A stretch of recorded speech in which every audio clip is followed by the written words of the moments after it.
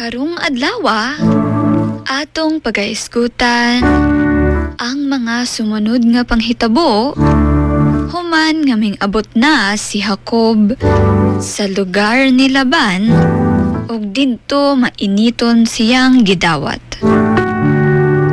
Ato kining mabasa sa Genesis 29 verse 15 to 30.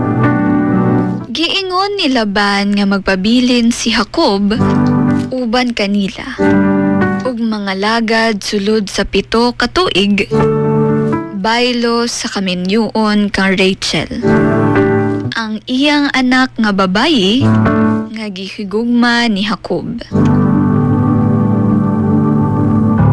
Apan sa pagkahuman sa 7 ka tuig, giilad siya ni Laban ug gihatag kaniya si Leah, ang magulang nga igsuon ni Rachel. Paglabay sa usa ka semana, nakapangasawa usab si Jacob kang Rachel ug nagtrabaho pa siya og dugang nga 7 ka tuig.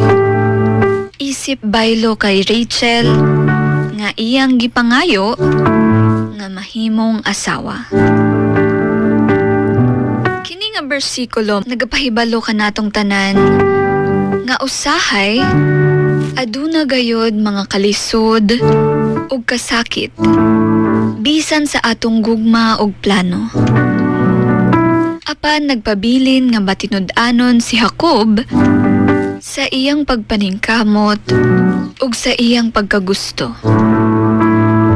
Ang Ginoo nagapahinumdom kanatong tanan nga bisan ug adunay pagpangilad ug pagsulay nga atong masinati, ang plano sa Ginoo magapadayon ug siya magahatag gihapon kanatong tanan ug pamaagi aron atong makab-ot ang iyang saad.